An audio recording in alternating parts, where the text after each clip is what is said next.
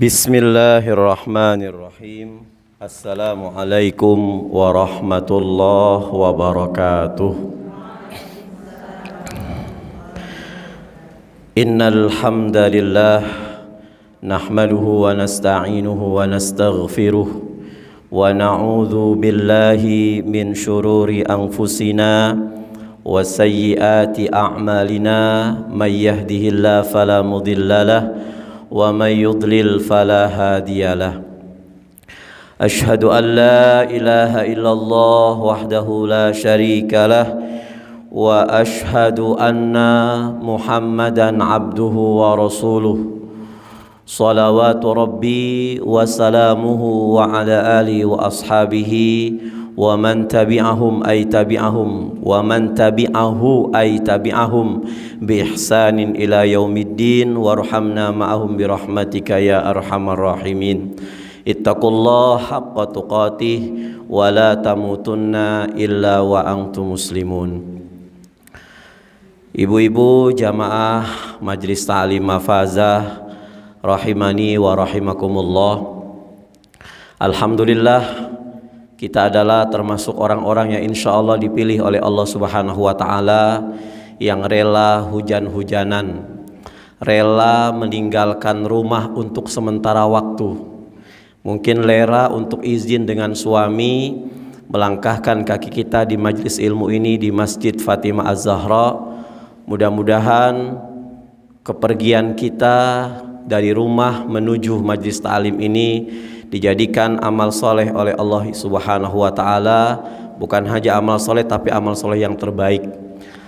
Rintikan-rintikan hujan yang mungkin mengenai kepala kita, mengenai bahu kita, mengenai tangan kita, bahkan membuat basah baju kita, semoga menjadikan kobaran api neraka bisa terhapus dengan air hujan itu.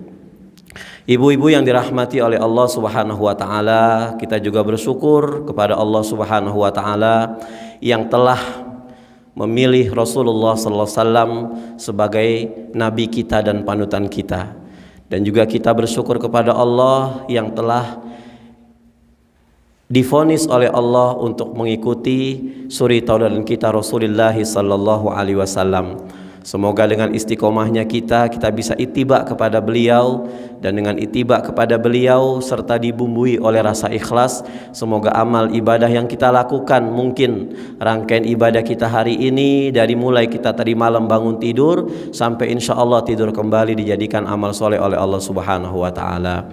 Ibu yang dirahmati Allah Subhanahu wa Ta'ala, tema kita, judul kita, maudhu kita di kajian siang menjelang sore hari ini berjudul Genggamlah akhiratmu, tercapai duniamu. Ibu sudah paham nih maksud dari kalimat ini? Kalau sudah paham berarti 5 menit selesai, Bu. Genggamlah akhiratmu, maka tercapai duniamu. Ibu yang dirahmati Allah Subhanahu wa Ta'ala, kita ini hidup di dunia. Kalau kita kepengen hidup di dunia, maka suka tidak suka, senang tidak senang, siap tidak siap, kita akan diuji oleh Allah Subhanahu wa Ta'ala. Walanabluwannakum, di dalam surah Al-Baqarah ayat 155 Allah mengatakan walanabluwannakum, sungguh kalian semua akan diuji, akan diberikan satu ujian oleh Allah Subhanahu wa Ta'ala berupa apa? Minal khauf, dari ketakutan. 2,5 tahun kita hidup takut, kemana-mana harus pakai masker, kemana-mana harus jaga jarak. Akhirnya sholat pun harus social distancing. Di Mekah tutup buat seluruh dunia. Tidak ada yang kita salahkan, tapi kita menyalahkan diri kita sendiri. Apa dosa yang saat ini kita berbuat di hadapan Allah Subhanahu wa Ta'ala? Mengapa Allah Subhanahu wa Ta'ala hampir 2,5 tahun ini tidak mengizinkan kita untuk salaman, tidak mengizinkan kita untuk menghirup udara tanpa masker? Mengapa Allah Subhanahu wa Ta'ala hampir 2,5 tahun ini justru tidak mengizinkan kita untuk bersilaturahmi dengan nasab kita, dengan keluarga kita, dengan teman-teman kita? Dan mengapa Allah Subhanahu wa taala hampir 2,5 tahun ini tidak mengizinkan kita untuk berangkat ke Mekah Al-Mukarramah? Kalau dahulu orang-orang bisa berangkat ke Mekah hanya orang-orang yang memang pilihan Allah, mungkin dari segi ibadahnya, terlebih dari segi keuangannya. Sekarang Allah pukul rata, ibu. Orang yang kaya pun gak bisa berangkat ke Mekah. Orang yang ahli ibadah renge-renge pun gak bisa untuk berangkat ke Mekah. Ada apa dosa kita? Apa mungkin orang-orang soleh saat ini banyak diamnya ketika ingin berbuat ma'ruf kepada orang-orang yang berbuat kemungkaran? Padahal Rasulullah SAW mengatakan ketika ada kemungkaran di depan mata kita, maka hendaklah kamu ucapkan kata-kata, pukul dengan perangai kamu itu.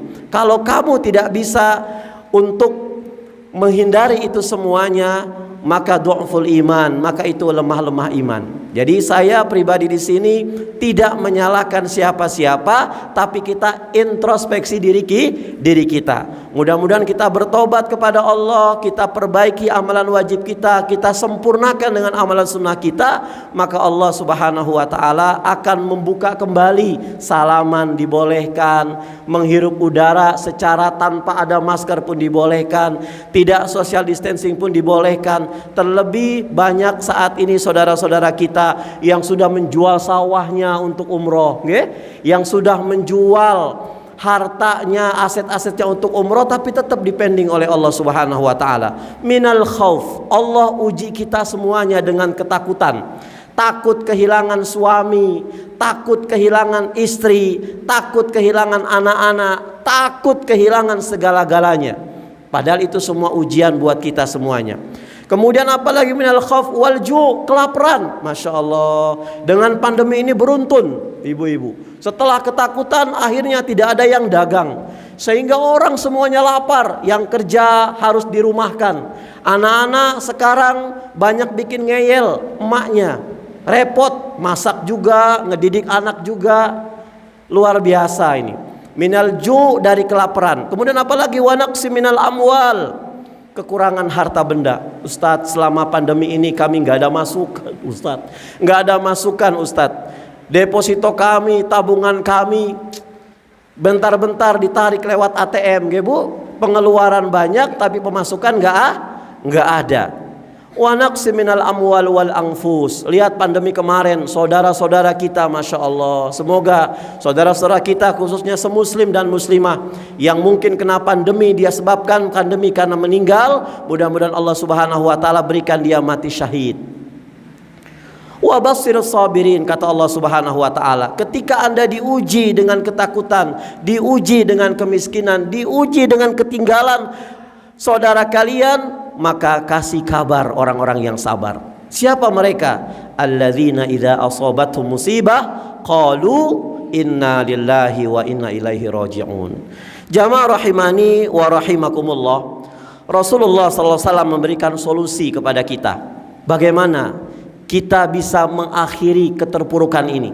Keterpurukan rasa ketakutan, keterpurukan rasa miskin, keterpurukan yang bisa memporak-porandakan ekonomi kita.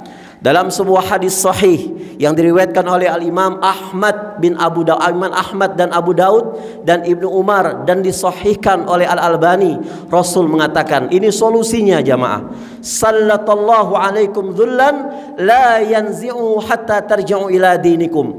Saat itu Allah akan timpakan kalian dengan kehinaan demi kehinaan. Allah berikan kalian rasa ketakutan, Allah berikan kalian rasa kelaparan, Allah berikan kalian kekurangan harta benda, kehilangan sanak famili, dan kekurangan buah-buahan. Maka kata Allah, hatta tarji'u ila dinikum, keterpurukan ini akan aku kembalikan kepada sedemikian sempurnanya, sedemikian awalnya. Dengan cara apa? Hatta tarji'u ila dinikum, sampai kita semua kembali kepada agama kita, Bu. Agama kita totalitas. Yang sekarang nggak pernah ngeluarin harta, ini mumpung ini ada kesempatan, Mahfazah sedang membuka kesempatan yang luar biasa. Nggak tahu, kemarin 2 hari yang lalu ada ibu-ibu telepon ke saya, Ustadz, kira-kira kalau seandainya saya menyempurnakan dana kekurangannya Mahfazah, kira-kira dapat pahala apa enggak? Beliau bilang seperti itu. Orangnya saya juga nggak tahu siapa. Yang penting telepon saya nggak tahu, suaranya rada bencis sedikit, Bu.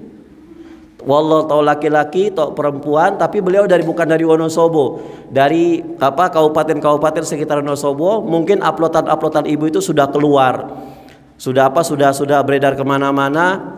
Telepon ke saya, monggo. Yang penting perbaiki niat, jangan ngelihat sayanya, jangan ngelihat Ustazah Evahnya, jangan ngelihat Ustadz Irfannya, tapi niat untuk Allah Subhanahu wa taala. Kalau sodako itu, Bu, mau sodako ikhlas, mau sodako nggak ikhlas, tetap dibalas sama Allah Subhanahu wa taala. Orang kalau sodakonya ikhlas, dia akan dibalas di dunia dan dibalas di akhirat. Tapi kalau orang sodakonya tidak ikhlas, dibalas di dunia, di akhirat tidak dibalas. Islam merupakan sebuah agama yang dibangun atas pondasi kokoh dan kuat. Ini kita belajar tauhid ini. Pondasi tersebut adalah tauhid. Sehingga tauhid merupakan hal paling penting yang sangat menentukan dalam kehidupan manusia. Amalan apapun yang tidak dilandasi dengan tauhid, maka niscaya amalan itu sia-sia. Ibu sholatnya cakep, sodakohnya cakep, tapi ketika anak kita di malam hari nangis, pikirannya larikan saja ke dukun, maka hancur kita punya sholat. Pada saat ibadah kita bagus, sodakoh kita bagus, kita diuji oleh Allah Subhanahu wa taala, meraung-raung kita, maka tauhid kita mental di mata Allah Subhanahu wa taala. Makanya Rasulullah SAW itu 13 tahun berjuang di kota Mekah, mengajarkan kepada sahabat pertama kalimat apa? La ilaha illallah Muhammadur Rasulullah. Kalau saya bersandar kepada seorang jenderal, selama jenderal itu masih jenderal, saya mungkin kenyang. Tapi pada saat jenderal itu sudah pensiun, saya akan kelaparan. Kalau saya bersandar kepada seorang suami, katakanlah ibu, selama suami saya masih hidup, suami saya masih sehat, maka pasti saya akan kenyang. Tapi pada saat suami saya sakit, suami saya meninggal dunia, maka yang mencari rezeki dari kita sudah meninggal dunia, tinggal zat yang memberikan rezeki kepada kita. Luruskan tauhid kita. Allah itu pantang di poligami. Yang senang di poligami itu, yang merelakan di poligami itu cuman manusia, namanya wanita. Tapi Allah nggak senang di poligami, anti poligami. Kalau ketauhidan kita kepada Allah 99,99% kita tauhidnya mantap kepada Allah, 0,001% kita percaya kepada obat, kita percaya kepada deposito, kita percaya kepada suami, kita percaya kepada bahan makanan pokok, maka mutlak semua ibadah kita tidak diterima oleh Allah Subhanahu wa taala. Kenapa dulu para sahabat, Bu? Jangankan dia punya masalah besar, masalah kecil saja, itu sahabat yang pertama kali datang itu Allah Subhanahu wa taala. Makanya bicara iman itu jangan sampai terlewatkan pada saat kita di mana saja. Rasul bilang ngobrol pada saat makan itu sunnah. Tapi ngobrolnya ngobrol apa? Kalau ngobrolnya ngobrol dunia, diacak-acak setan. Tapi ngobrolnya ngobrol iman, Masya Allah. Yang kita tanya kepada anak-anak kita, jangan udah makan belum? Gimana nilai rapot kamu? Tapi yang ditanyakan kepada kita, kamu sudah sekolah di sini, sudah bisa hafal apa? Sudah bisa bacaan apa? Jangan ngelihat nilai anak-anak kita. Itu nggak jadi ukuran, Bu. Yang menjadikan kita sukses nanti dunia akhirat adalah pada saat anak-anak kita bisa mendoakan kita, Rabbil firli wali walidayya warhamhuma kama rabbawna shighara. Makanya Rasul mengajarkan kepada kita setelah kita makan, doanya apa? Alhamdulillahilladzi huwa ashba'ana. Segala puji bagi Allah, Dia Allah yang telah mengenyangkanku, bukan nasi.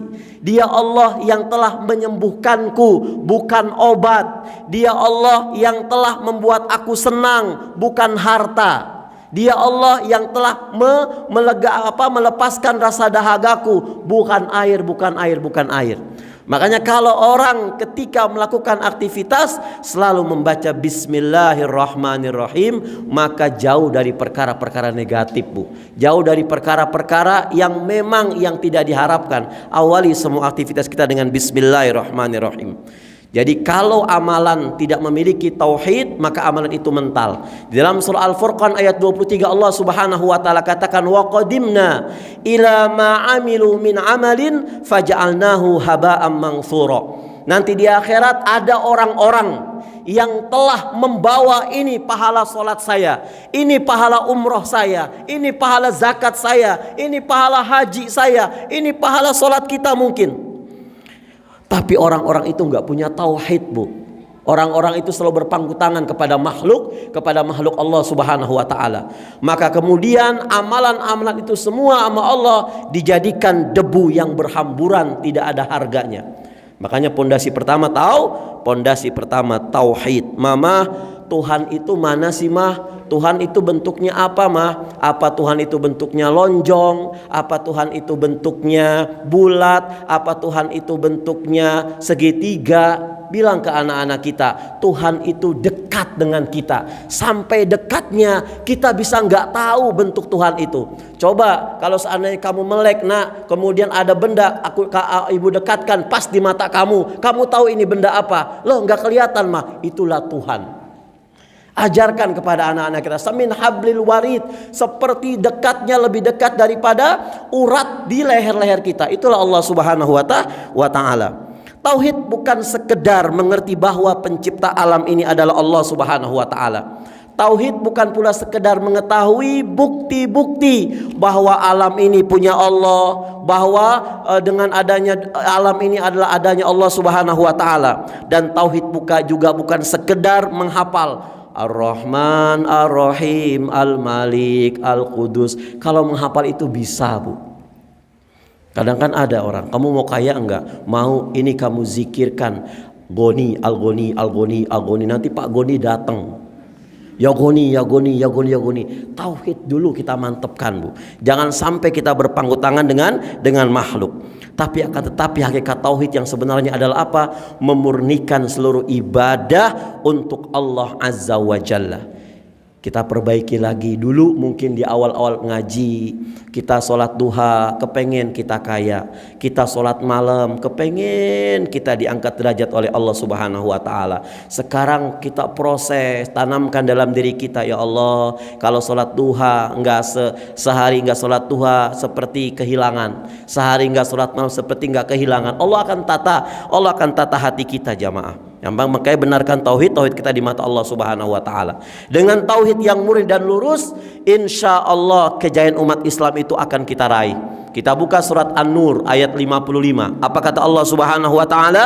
Wa'adallahu alladhina amanu minkum wa 'amilus solihati la yastakhlifannahum fil ardi kama istakhlafa alladhina min qablihim wa la yumakkinanna lahum dinahum alladhi irtada lahum wa liyubayyinahum wa la yubaddilannahum min ba'di khawfihim amna ya'budunani wa la yusyrikuna bi syai'a. Allah berjanji kepada orang-orang yang beriman dan beramal soleh. Apa kata Allah? Bahwa Allah sungguh akan menjadikan mereka berkuasa. Umat Islam tidak akan dilecehkan. Allah janji nih. Kalau kamu kepengen nggak mau diinjak-injak sama orang-orang noni, pegang janji Allah. Allah akan membuat kita berkuasa di muka bumi ini. Sebagaimana Allah telah menjadikan orang-orang Islam dulu berkuasa. Sebagaimana Allah telah menjadikan Sultan Al-Fatih usia 17 tahun bisa menaklukkan Konstantinopel. Pemuda umur 17 tahun yang gak pernah S1, gak pernah TK, gak pernah SD, gak pernah SMP, gak pernah SMA. Pemuda 17 tahun bisa memimpin perang Sultan Al-Fatih menaklukkan Konstantinopel. Allah akan membuat kamu berkuasa, kamu tidak diinjak-injak, kamu tidak dihinakan. Rasulmu nggak dianekdotkan. Allah Subhanahu wa taala pun akan meneguhkan mereka dengan agama mereka. Syaratnya apa kata Allah? Ya'budunani, sembah aku dengan penyembahan yang betul-betul menyembah. Jangan pernah menyembah aku hanya sekedar melepas tanggung jawab. Kondangan pakai gamis yang mahal, giliran sholat mukenanya bolong-bolong. Ketika kita sholat hanya melepaskan tanggung jawab, zuhur, asar, pakai kaos training. Ya, kemarin saya bahas di kantor-kantor tiap Jumat ada olahraga, patuh dengan komandannya, patuh dengan direkturnya. Pokoknya setiap hari Jumat kamu pakai training dari rumah. Kita ada Jumat sehat olahraga. Ternyata pas sholat Jumat tetap pakai training. Pas sholat Jumat tetap pakai kaos. Di mana aku di hadapanmu, kata Allah Subhanahu wa taala. Makanya rezeki kita terlambat. Karena apa? Kita memenuhi panggilan Allah pun terlambat. Ketika kita ingin berkuasa seperti berkuasa orang-orang terdahulu, maka kata Allah Subhanahu wa taala, ya'budunani wala yusyrikuna bi syai'an. Engkau betul-betul menyembahku dan jangan sampai engkau itu memusyrikanku dengan kemusyrikan-kemusyrikan yang bisa menjatuhkan imanmu. Jadi perkara yang penting dalam kehidupan ini apa Ibu? Iman. Jadi kalau saat ini Allah memberikan kebaikan kepada makhluk, Allah nggak berikan harta. Kalau Allah kepengen aku ingin berbuat memberikan kebaikan pada orang itu, Allah nggak berikan harta, Allah nggak berikan jabatan, tapi Allah berikan kita kepahaman pada agama yang benar. May yuridillahu bi khairan yufaqihu fiddin. Kalau Allah kepengen menghendaki kebaikan dari anak kita, Allah akan memberikan anak kita kepahaman kepada agama. Ini perkara yang terpenting dalam kehidupan manusia adalah iman. Perkara yang paling berharga dalam kehidupan manusia adalah iman. Derajat yang paling mulia bukan pangkat-pangkat dunia. Derajat yang paling mulia adalah derajat iman. Dan kekayaan yang sebenarnya adalah iman. Hari ini, mungkin dari dulu, manusia ketika mengukur suksesnya seseorang itu dengan harta yang dia miliki. Manusia mengukur kesuksesan orang-orang pada hari ini dengan jabatan yang dia miliki, dengan toko yang pesat yang dia miliki. Kata Allah, akan datang satu masa kita bakal paham kita nggak punya jabatan. Akan datang satu masa kita akan sadar kita nggak punya sawah, kita nggak punya Alfamart, kita nggak punya Indomaret, kita nggak punya supermarket. Akan datang pada satu masa, pada saat apa? Pada saat kita mati baru tahu, oh iya saya nggak punya apa-apa. Maka perhitungan yang saat ini dengan perhitungan keliru manusia, mengukur orang sukses dengan harta, mengukur orang sukses dengan dunia, maka akan terbuka matanya ketika dia sudah mati, Bu. Sudah menjadi keputusan Allah Subhanahu wa taala bahwa dunia yang saat ini kita miliki, katanya itu nggak akan pernah kita miliki. Sudah jadi keputusan Allah. Nanti ketika di akhirat, ya Allah betul ya, saya nggak punya apa-apa. Bahkan makanan yang barusan kita makan masuk ke perut nggak bisa kita miliki. Beberapa jam kemudian makanan itu keluar. Lewat apa, Bu? Toilet, lewat WC. Tuh, apa yang kita banggakan hidup di dunia ini? Kalau menghitung kekayaan orang dengan dunia ini, maka kita tertipu. Akan datang satu masa pangkat itu nggak ada harganya, dan bangkainya seorang presiden, bangkainya seorang raja, bangkainya seorang jenderal sama baunya seperti bangkainya seorang buruh.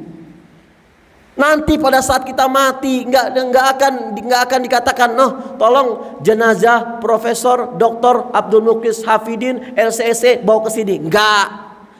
Tapi katakan apa? Tolong jenazahnya dibawa ke sini. Dihinakan oleh Allah Subhanahu wa taala. Makanya kalau kita nggak mau dihinakan, maka kita memuliakan Allah Subhanahu wa taala.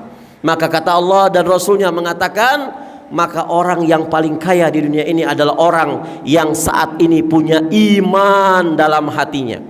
Sekecil-kecil iman yang kita punya, kata Allah Subhanahu wa taala, akan diganti oleh Allah dengan surga. Dan sekecil-kecil surga buat orang yang beriman, luasnya antara langit dan bumi beserta isinya, dan tidak akan pernah dicabut selama-lamanya oleh Allah Subhanahu wa taala buat orang-orang yang beriman. Ada satu kisah, ya.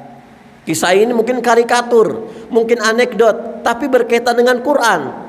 Bertemulah orang non beriman dengan orang beriman, orang Islam dan dengan orang non Islam. Mereka dua-duanya ada di neraka.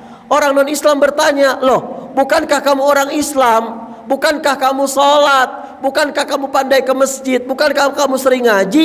kok kenapa kamu berada di neraka? Orang Islam itu mengatakan, karena aku banyak dosa. Dan ingat, orang Islam ketika dia masuk ke neraka, dia tidak akan kekal selama di neraka. Tapi buat Anda itu kekal selama di neraka. Berarti tiket untuk bisa masuk surga itu, yang pertama asyhadu an la ilaha illallah wa asyhadu anna muhammadar rasulullah. Ini luasnya surga, Bu. Kalau harganya surga gimana? Kata Rasulullah SAW, itu di surga jangan bicara harganya surga.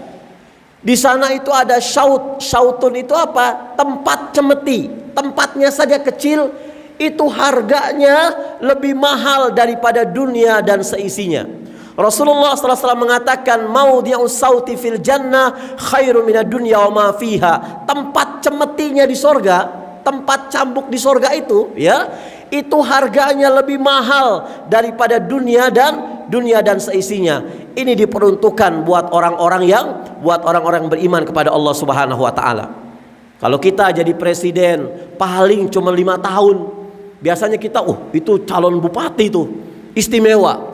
Padahal kalau toh dia tidak jadi, sudah tidak dihormati. Kalau toh jadi, paling banter cuma 2 periode. Setelah itu dia jadi rakyat biasa. Tapi orang-orang yang beriman di mata Allah Subhanahu wa taala, Allah telah menyediakan calon-calon raja.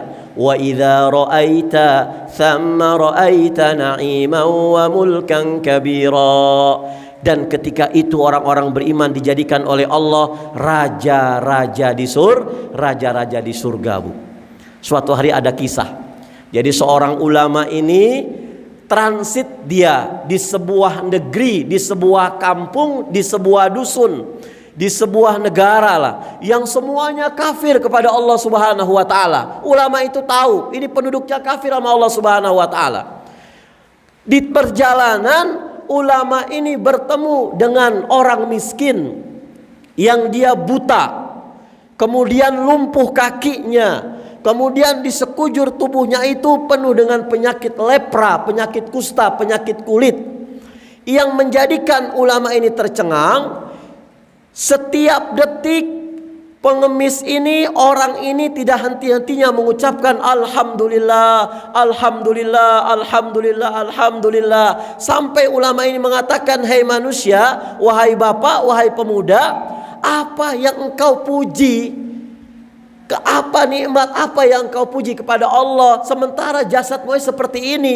Kamu sudah buta, kamu sudah lumpuh, kamu sudah lepra, tubuh kamu penyakit kustanya penuh dengan gatal-gatal." Maka pengemis pemuda ini mengatakan, "Wahai Syekh, Syekh itu bodoh sekali," kata pengemis ini. "Syekh tahu enggak, penduduk di negeri ini, penduduk di dusun ini semuanya kafir kepada Allah Subhanahu wa taala.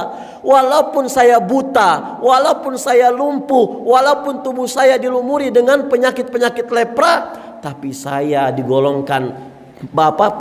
tetap digolongkan oleh Allah menjadi orang-orang beriman di mata Allah Subhanahu wa taala." Ini kan harga yang luar biasa. Maka Bapak Ibu yang dirahmati oleh Allah Subhanahu wa taala, pertama kita untuk meraih apa yang kita inginkan itu apa? Yang pertama, perbaiki iman kita di mata Allah Subhanahu wa taala. Orang kalau punya iman, dia kaya, habis kekayaannya, dia akan mengatakan inna lillahi wa inna ilaihi rajiun. Ketika orang beriman, tokonya mungkin satu kebakar, dia akan mengatakan inna lillahi wa inna ilaihi rajiun. Tapi pernah nggak kita mengartikan apa sih sukses itu? Kita kadang mengartikan sukses itu adalah pada saat kita ini mencapai apa yang kita inginkan. Padahal sebaliknya, Bu. Kita sering mengartikan sukses itu adalah ketika kita getting what you want, ya. Kalau saya sudah mendapatkan apa saya yang mau, itu berarti saya sukses. Padahal boleh jadi sukses yang sejati itu adalah apa? Sukses pada saat kita menginginkan sesuatu, justru kita gagal. Itu sukses sejati. Kalau kita gagal, dia beriman, dia akan mengatakan wa asa an takrahu syai'an wa huwa khairul lakum. Boleh jadi sesuatu yang kamu dambakan itu bisa sukses, boleh jatuh itu keburukan buat kamu. Wa asa an tuhibbu syai'an wa huwa syarrul lakum. Boleh jadi sesuatu yang kau benci di mata Allah itu baik. Maka saya mengartikan sukses itu adalah apa? Sukses sejati adalah ketika seseorang ingin mencapai sesuatu tapi dia gagal. Kenapa? Padahal boleh jadi ketika kita gagal nggak dapat, itu lebih baik di mata Allah Subhanahu wa taala. Ya Allah, saya sering sholat, ya Allah, saya sering sedekah, ya Allah, bangun malam gak pernah ditinggal, ya Allah, duha gak pernah absen, ya Allah, tapi kenapa Engkau tidak mengabulkan doaku, ya Allah? Aku ingin tokoku besar, ya Allah. Kata Allah, jangan. Wa antum la ta'lamun, Allahu ya'lam, aku maha mengetahui ke depannya kehidupan kamu. Aku khawatir kamu kayak Sa'labah. Siapa Sa'labah, Bu? Seorang sahabat Rasulullah SAW yang luar biasa ibadahnya di mata Rasulullah SAW. Sa'labah ini setiap sholat yang lain Allahumma antas salam, Sa'labah Allahumma, lantas jalan pulang ke rumah dia. Enggak zikir, enggak doa kepada Allah. Jamaahnya rajin di belakang Rasulullah SAW. Tapi sayangnya ketika selesai sholat, Rasul selalu menoleh, pasti Sa'labah pulang duluan. Ditanya oleh Rasulullah SAW, wahai Sa'labah, kamu 5 waktu on time, rawatibnya kamu laksanakan, ke masjid gak pernah ketinggalan. Tapi sayangnya kamu gak duduk sebentar untuk zikir kepada Allah Subhanahu wa ta'ala. Jangan lantas jalan. Sekali-kalilah Allahumma antas salam. Ya Rasulullah, aku bisa seperti Anda ya Rasulullah, aku bisa seperti sahabatnya ya Rasulullah. Tapi kalau aku ego ya Rasulullah, setiap selepas sholat berjamaah aku zikir, ini istriku yang menunggu sarungku di rumah, sholatnya bakal terlambat ya Rasulullah. Masya Allah, ini Sa'labah cuman punya sarung 1, Bu. Nah, kalau Ibu Mafaza punya sarung banyak di rumah, kita berkunjung ke rumah Sa'labah ngasih sarung. Ya Allah, kata Sa'labah, ya udah Rasul, doakan aku lah, doakan. Minimal punya sarung 2 ya Rasulullah. Doakan aku biar aku kaya. Kalau aku kaya kan tenang ya Rasulullah. Sholat juga Allahu Akbar. SPP anak sudah tersedia. Ya kan? Coba kalau miskin, Bu, nggak tenang. Allahu Akbar. Besok sudah angsuran daster nih, angsuran panci, ya. Makanya kaya itu Masya Allah, Ibu. Tapi kaya kita mendekatkan diri kita kepada Allah Subhanahu wa ta'ala. Lah, gak usahlah Sa'labah, enggak. Saya nanti khawatir kalau kamu kaya, saya enggak berjumpa denganmu lagi di masjid, kata Rasulullah SAW. Pulang Sa'labah. Besoknya seperti itu, sampai 3 kali Rasul menanyakan, tetap Sa'labah seperti itu. Udah Rasul, doakan saya. Engkau kan Rasul, engkau kan Nabi, pasti doamu gak pernah meleset. Doain, ya Allah, beri kehidupan yang sempurna kepada Sa'labah, ya Allah. Beri kehidupan yang cukup kepada Sa'labah. Mau ngapa-ngapain ada, mau ngapa-ngapain ada, ya Allah. Udah, Rasul langsung berdoa. Ini, Bu, Islam itu seperti ini. Islam itu bukan agama abrakadabra, simsalabin.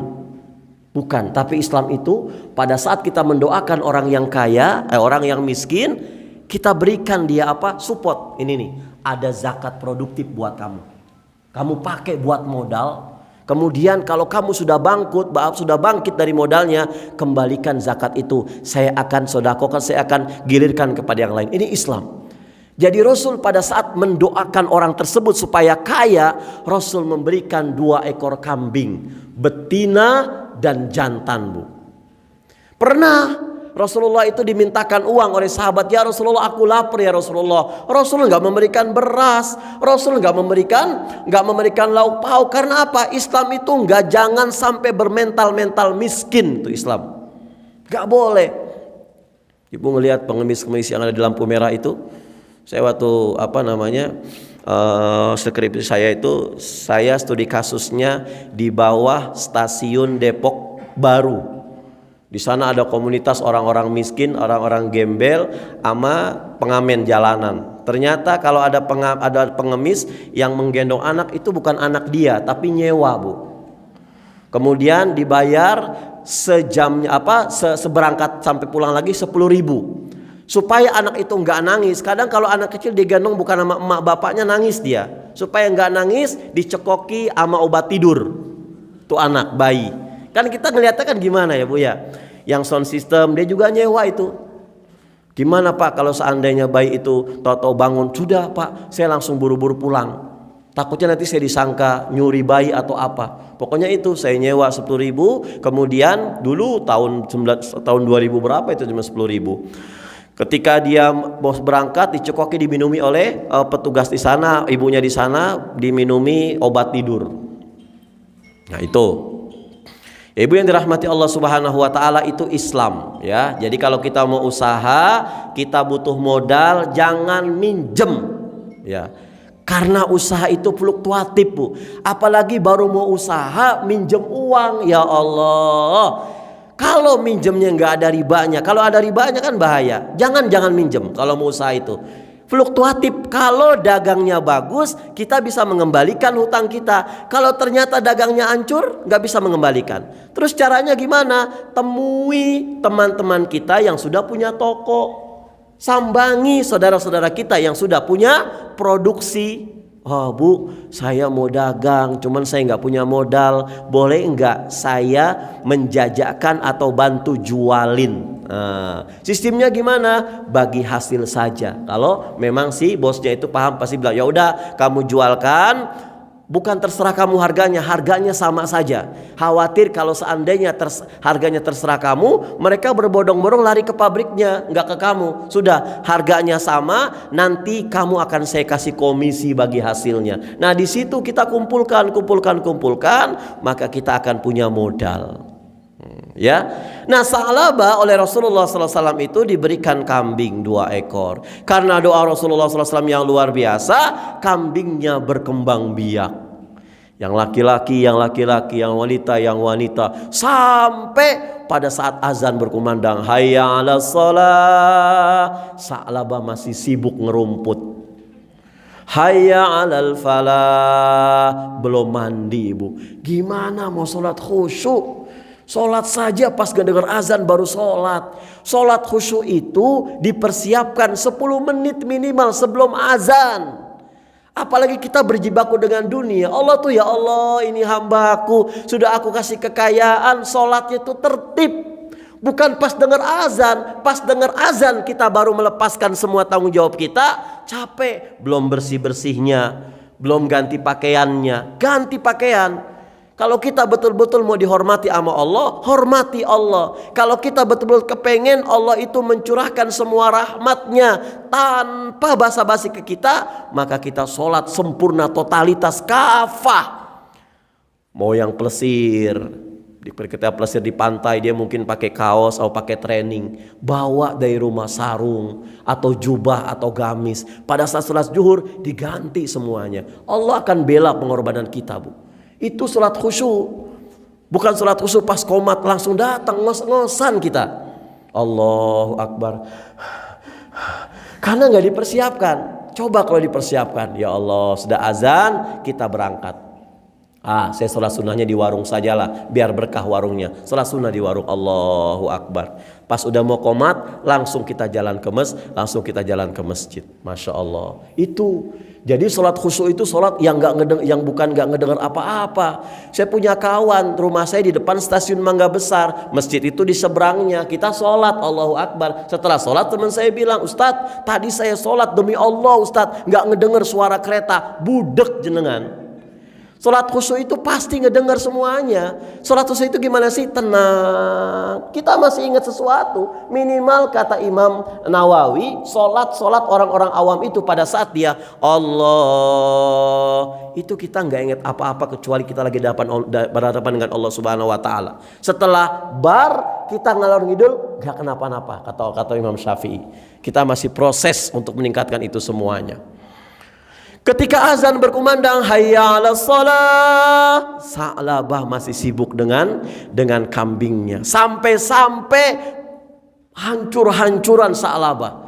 Morat-marit dia punya jamaahnya. Rasul mengatakan wailaka ya Sa'labah, celaka engkau Sa'labah.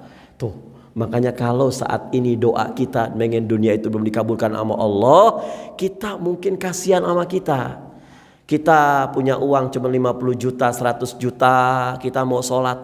Tapi kalau uang ibu 1 triliun, Gimana mau sholat bu? Pas mau sholat Allahu Akbar, ini saya naruhnya di mana ini? Allahu Akbar. Tuh kita husnuzon bila sama Allah Subhanahu wa taala. Boleh jadi pada saat kita menginginkan sesuatu, tapi sesuatu itu enggak dapat, boleh jadi Allah itu mengatakan jangan, itu membuat kamu buruk nanti. Tapi ketika kita tidak suka dengan sesuatu, boleh jadi sesuatu itu kebaikan buat kita. So, yang perlu kita minta adalah apa? Hati yang selalu ridho terhadap apapun. Ya Allah, tetapkan, kita doa sama Allah Subhanahu wa taala. Allahumma inni as'aluka nafsan bika mutmainnatan. Ya Allah, aku memohon kepada Engkau ya Allah, jiwa mutmainnah, jiwa yang tenang. Orang kalau jiwanya tenang bu, pasti nggak punya utang. Orang punya utang, jiwanya tenang, nggak mikirin utang. Ya, pokoknya tenang. Yang kunci daripada hidup itu tenang jiwa kita. Ibu kaya, hartanya banyak, tapi setiap pekan ke rumah sakit tuh nggak tenang. Abdurrahman bin Auf ini sahabat Rasulullah SAW loh, dijamin surga sama Allah Subhanahu Wa Taala. Pada saat dia sholat, kebetulan kurmanya itu sedang panen, dia sholat. Nanti habis ini saya akan ngaruhin kurma-kurma saya, langsung dia istighfar, astagfirullahaladzim. Selepas sholat, belum sampai kurmanya diambilin, dia bilang, gara-gara kurma ini sholatku tidak khusyuk, kata Abdurrahman bin Auf. Maka kurma ini aku hibahkan semuanya buat kaum muslimin. Itu Abdurrahman bin Auf bu. Kita gimana? Jangan seperti Abdurrahman bin Auf, nanti kita bangkrut nanti. Ibu pakai gelang, pakai kalung, pakai anting, sholat kencring gitu kan ya, misalkan. Ya Allah, gara-gara gerang ini nih, satu masjid nggak khusyuk. Bismillah, setelah pulang ini saya akan berikan gelang, cincin, kalung dan gigi emas saya kepada panitia mafaza agar pupping stone-nya lunas semuanya. Misalkan ibu. Allahumma inni as'aluka nafsan bika mutmainnatan. Ya Allah, aku memohon kepada Engkau jiwa yang tenang. Jiwa yang tenang yang bagaimana? Tu'minu biliqa'ik, yang jiwa itu percaya yakin suatu saat aku bertemu dengan Engkau ya Allah. Allahumma inni as'aluka nafsan bika mutmainnah tu'minu biliqa'ika. Yang terakhir, wa tardha biqada'ik, dan jiwa yang ridho atas kehendakmu ya Allah. Jiwa yang ridho bagaimana takdirmu kepadaku ya Allah. Kemudian wa taqna'u bi'ata'ik, dan jiwa yang selalu merasa cukup dengan pemberianmu ya Allah. Ini yang kita belum punya ibu. Mau ustadz, mau kiai, mau santrinya, kalau punya harta banyak itu kalau tidak qanaah tetap kekurangan. Kapan kita hidup merasa cukup? Nanti kalau hidung kita sudah dikasih kapas baru kita cukup. Sekarang kita belum cukup bu. Nah, kita banyak belajar dari orang gila. Orang gila itu gak pernah dia minta-minta. Orang gila gak pernah tidur di kasur yang empuk. Tapi orang gila merasa qanaah. Mensana in corpore sano zaman sekarang tidak relevan lagi. Di dalam jiwa yang di dalam jiwa yang sehat terdapat pada tubuh yang sehat ya.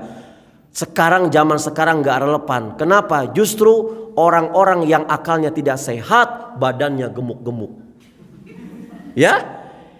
Yang akalnya sehat-sehat, ya Allah, sebentar-sebentar ke rumah sakit, vertigo lah, kolesterolan lah, asam urat lah. Kenapa sih kok bisa begitu? Karena saya, ibu, kawan-kawan kita sudah diberikan sama Allah harta yang banyak, fasilitas dunia yang mewah, tapi kita kurang qanaah, nggak pernah cukup. Udah dikasih motor, kepengen punya mobil, dikasih mobil, kepengen punya pesawat, dikasih pesawat, kepengen punya buruk mau kayak Rasulullah. Coba kalau seandainya yang punya mobil, ya Allah, alhamdulillah masih punya Starlet, kemana-mana bunyi koprek. Yang penting panas nggak kepanasan, hujan nggak kehujanan, tetangga sebelah cuman punya Vario, kemana-mana kepanasan, mau sekeluarga diajak seperti naik odong-odong. Yang punya motor, alhamdulillah masih punya motor, kemana-mana nggak perlu ngegoes. Tetangga sebelah ngegoes kemana-mana, pas tanjakan dia turun dipanggul itu sepedanya. Yang punya sepeda, alhamdulillah masih punya sepeda. Tetangga samping rumah jalan kaki kemana-mana ngukur jalan. Yang jalan kaki pun alhamdulillah masih bisa jalan. Tetangga kampung setruk bertahun-tahun, yang setruk masih alhamdulillah masih ketemu dengan istri saya, ketemu dengan suami saya, ketemu dengan anak-anak saya. Teman saya kemarin pulang kampung ke negeri akhirat, gak balik-balik lagi.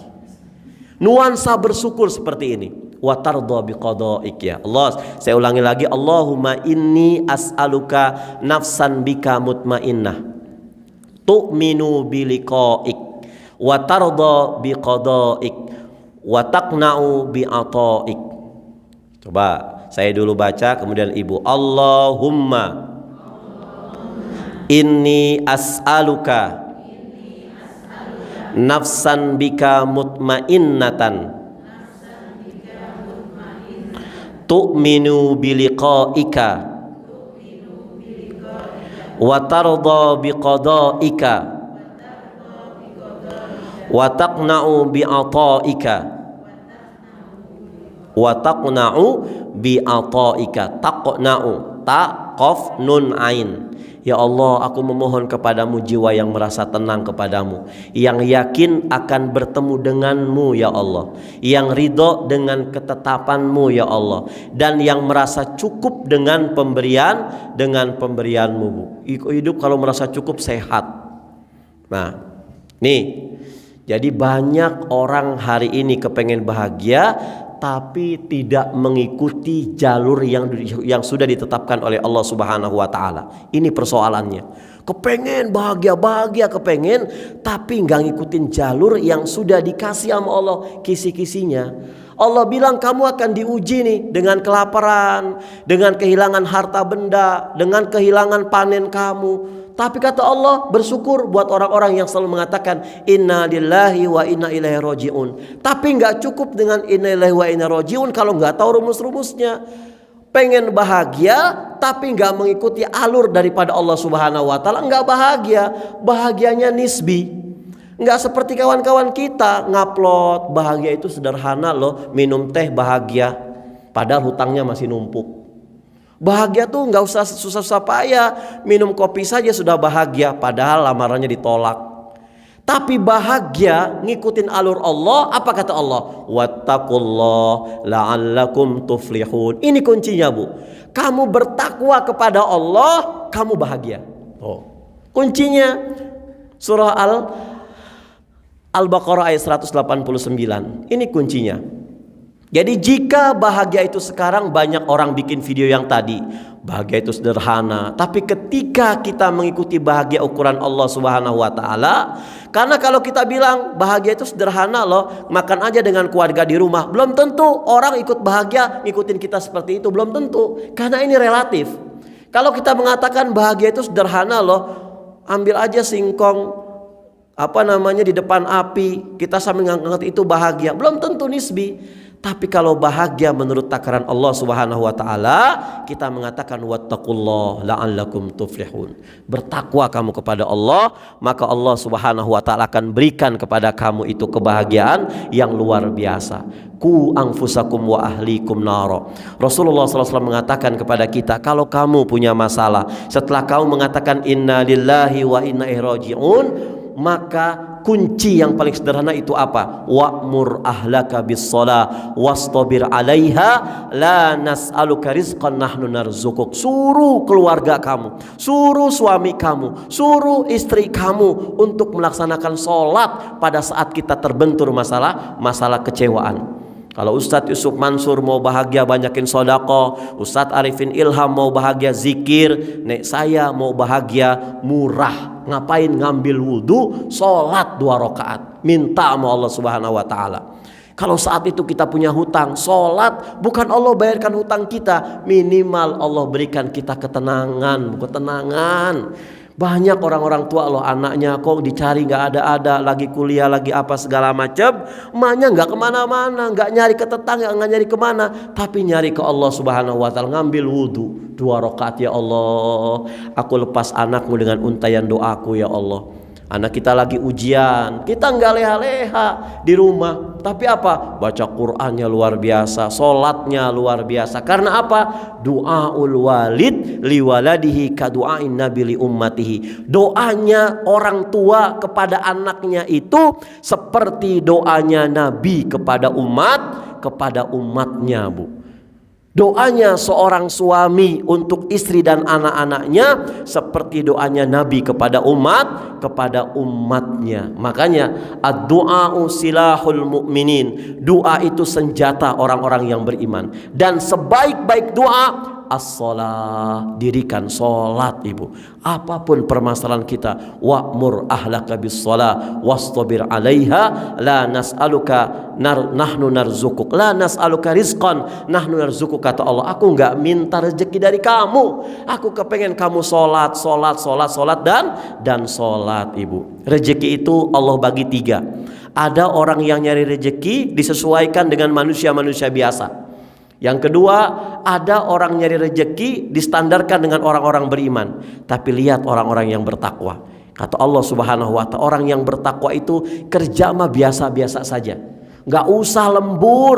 Lembur itu bukan sistem Islam. Lembur itu sistem kapitalis, Bu. Siapa yang mengajarkan? Lenin. Siapa yang mengajarkan? Mao Zedong. Siapa yang mengajarkan? Marxisme. Allah sudah menetapkan waja'alna an-nahara ma'asha waja'alna al-laila libasa waja'alna al-laila libasa waja'alna an-nahara ma'asha. Ini konsep kerja ini. Kami jadikan siang untuk kamu nyari nafkah. Tapi kalau sudah malam gak usah lembur. Sudah malam gak usah kejar target. Sudah kamu tutup warung kamu, laporin kepada Allah Subhanahu. Ini konsepnya, Bu. Sok aja, Bu, lembur ayo saja, enggak bakal puas-puas. Karena apa? Menyalahi aturan Allah Subhanahu wa Ta'ala. Kalau kita buka toko sampai Isya, kita kerja sampai jam 10, pulang kerja capek, mau bangun malam, ya Allah, subuh kesiangan, zuhurnya di kerjaan, asar masih di perjalanan, maghribnya kecapean, Isya ketiduran. Pas bangun-bangun, ya Allah, biasanya orang kalau tidur ya, biasanya selalu matiin lampu, Bu, karena sunnah kan, sunnah terus saja. Pernah nggak kita ngebayangin, Bu, pas kita mau bangun malam, hafal saklarnya, lek dia nyala, besoknya hafal. Suatu hari kita nyari-nyari saklar nggak ketemu. Loh, bukan meja, towel. Mas, kamu nyari apa? Sakral malaikat. Lah, kamu udah mati. Tadi malam matinya kamu itu. Alhamdulillah, saya sudah sholat Isya. Gak apa-apalah, gak nonton layangan putus, gak apa-apalah. Yang penting sholat Isya. Makanya, Bu, Masya Allah, saya sering bilang ke ibu-ibu, sholat zuhur pada hari Jumat itu jangan nunggu bapak-bapak pulang Jumatan. Sekarang bawa bapak pulang Jumatan jam 1:30. Karena ada apa? Makan siang. Jam 2:30 baru pulang, belum ngobrolnya. Sekarang sudah intansyiru fil ardi semuanya. Fa idza qudiyatis shalah fantasiru fil ardi fas'au ila dzikrillah wa dzarul bai. Sudah waktu Jumat, Allahu akbar, langsung sholat, Bu. Sekarang sudah kita standby, apapun permasalahan kita, sholat dan sholat. Ibu yang dirahmati oleh Allah Subhanahu wa Ta'ala, ini sajalah yang bisa saya sampaikan. Mohon maaf lahir batin kalau ada kata-kata yang kurang berkenan. Ibu ada waktu setengah jam buat pulang untuk melaksanakan sholat asar. Yang bisa berjamaah alhamdulillah, nggak bisa berjamaah mungkin ada keperluan di rumah, nggak kenapa-napa. Yang penting dipersiapkan, jangan sampai kita sholat asar pas azan kita sudah standby, atau lebih dari azan. Kalau bisa kita sudah mempersiapkan sebelumnya. Astaghfirukum, nasrun minallah fatun qarib wa basril mu'minin. Mohon maaf lahir batin. Assalamualaikum warahmatullahi wabarakatuh.